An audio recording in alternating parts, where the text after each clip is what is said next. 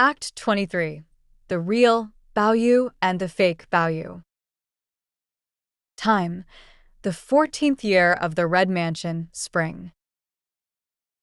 Location: the Grand View Garden, Yihong Courtyard, Rongwa Mansion. Character: Jia Tanchun, Shui Baochai, Mrs. Lin Jixiao, Grandma Jia, Li Wan, Jia Baoyu, Shishongyun, Shiren, Jin Baoyu, and several others. Character profile card. Name: Ahen Baoyu. Gender: male. Alias: Baoyu. Position: son of Zhenningjia, president of Heilongjiang Province Tiran Institute. Personality: mischievous as a child, ambitious as a young person. Father: Zhenningjia, president of Heilongjiang Provincial Tiran Institute. Wife: Li Qi, cousin of Li Wan.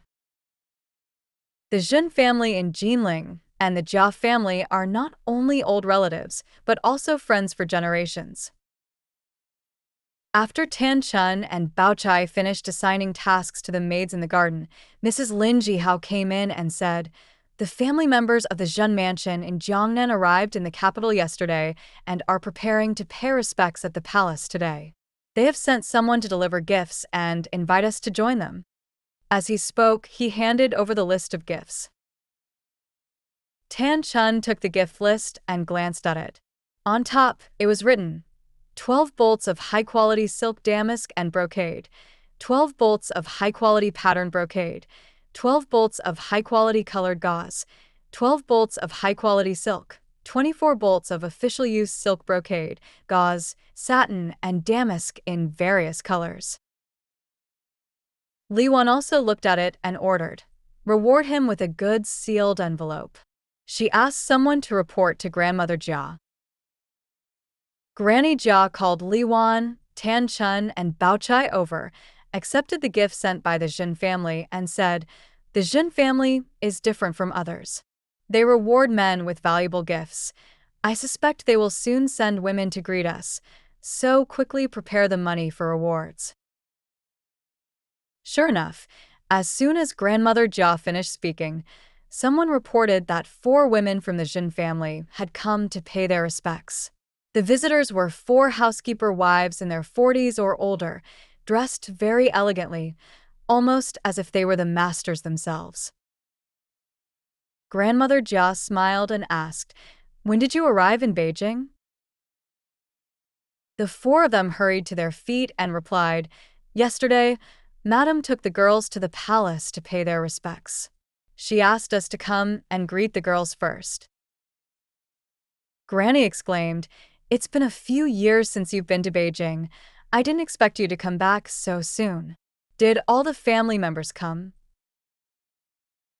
The 4 people replied, the old lady, the son, and 2 young ladies, as well as the other ladies, did not come. Only the lady brought the 3rd young girl. Later, Grandmother asked about the situation of the young girls, exchanged pleasantries, and then asked about the sons at home. The 4 of them smiled and said, "Our young master is 13 years old this year, cute and lovable like Jade Snow, very much favored by Grandmother. But he's been very mischievous since he was young, doesn't like to study, and with Grandmother's protection, it is difficult for Master and Madam to discipline him." Grandmother Jia, upon hearing this, found some similarities with Baoyu in this situation, hence she asked, "What is the child's name?" 4 people answered, "Because the old lady treats him like a treasure, and he was born fair and delicate, so he is called Baoyu." Grandmother Jia looked at Li Wan in surprise and said, "Another Baoyu." Li Wan and others all smiled and said, "Throughout history, whether at the same time or spanning generations, there have been many with the same name." Grandmother Jia thought this was interesting, so she had someone call Baoyu over. As soon as the 4 people saw Baoyu, they were all very surprised and laughed, saying, "You really scared us. If this had happened somewhere else instead of your mansion, we would have thought it was our Baoyu who had secretly come to Beijing. With that, the four of them went up to Baoyu and started asking him all sorts of questions. Grandmother Jia smiled and said, "How could it be so coincidental? It seems that everyone's children are all raised delicately, except for those with disabilities or extremely ugly faces. They all look equally pleasing." The four people laughed and said, "In our opinion, this appearance is very similar, and according to the old lady, their mischievous nature is also the same. However, the temperament of this little Master Bao is better than ours." Grandmother asked, "Oh, what do you mean?" The four people answered, "Just now we saw it when we held his hand to talk. Our friend Baoyu, not to mention holding his hand, we don't even dare to touch his things. Whatever he asks for, it's all things girls would do." The four of them hadn't finished talking yet. Li Wan and the other sisters all burst into laughter. Grandmother Jia also said with a smile, "If our relatives see you with Baoyu, they will want to hold his hand. Even if he doesn't want to, out of politeness, he will reluctantly endure it. Our children, even if they have some quirky habits, will still know how to treat others with courtesy when they meet outsiders." The four of them nodded in agreement.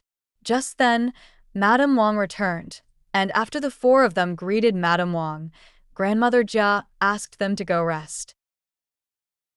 Grandmother Jia listened to the stories about Zhen Baoyu and found them interesting, so she told them to everyone. People thought there are many people with the same name in the world, and it is common for grandmothers to spoil their grandsons. As for Baoyu's personality, it was probably made up on the spot by the four of them in order to please Grandmother Jia. That day, Shangyun was not feeling well, so Baoyu went to visit her. Shangyun said, "You can rest assured to have fun in the future. Before, it was a single thread does not make a cord, a single tree does not make a forest, but now it's different. We can make a pair. If we get into a lot of trouble in the future and get beaten badly, can you still run off to Nanjing to find that Jin Baoyu?" Baoyu curled his lips and said, "Do you actually believe these lies? Could it be true that there is really another Baoyu?" Shangyun said, "There was a Lin Xiongru in the Warring States period, and there was also a Sima Xiongru in the Han Dynasty." Baoyu said, "It's one thing to have the same name, but to also have the same appearance, that's not possible." Xiang Yun retorted, "How come there isn't? Haven't you heard that when Kuangren saw Confucius, he mistook him for Yang Hua?" Baoyu laughed. "Confucius and Yang Hua look similar, but have different names. Lin Xiongru and Sima Xiongru have the same name, but their appearance is not alike. Why is it that I have everything in common with that person?" Shangyun couldn't argue with him and stopped debating, then went straight to nap. Baoyu returned to the Garden of Contentment, and he kept thinking about this matter until he lay down. Unconsciously, he fell into a deep sleep. In his dream, he came to a garden that looked exactly like the Grand View Garden. He was puzzled, and then a group of maids came forward, laughing and saying, "Baoyu, why did you run here?" Jia Baoyu thought they were talking about themselves, hurriedly stepped forward to apologize, and the maidservants laughed and said, "Oh, this isn't our Baoyu." Jia Baoyu felt strange and asked, "Sisters, are there any other Baoyus here?" However, the maids avoided him one by one, as if afraid of being contaminated by him. This was the first time someone treated him like this. Jia Baoyu was very puzzled. As he was walking into a courtyard, about to step into a room, he saw a young man lying on the bed with several young girls doing needlework and playing around him. Suddenly, he heard the young man sigh. A maid then asked with a smile, "Baoyu, why are you sighing instead of sleeping? Are you worried because Sister Lin is sick?" On the bed, Baoyu said, I heard from the old lady that there is also a Baoyu in Chang'an who is very similar to me. I didn't believe it at first, but just now I had a dream. I dreamed that I went to a big garden and met several sisters. They all said I was a stinky kid and ignored me. Upon hearing this, Baoyu was extremely surprised and quickly walked up to say, "So you are Zhan Baoyu." The young man saw Baoyu and quickly came down to hold his hand. "So you are Baoyu. Is this a dream?" Baoyu said, "How could this be a dream? It's clearly so real." As soon as the words fell, I heard someone outside calling, "Master calling for Baoyu." Both of them were immediately shocked and panicked.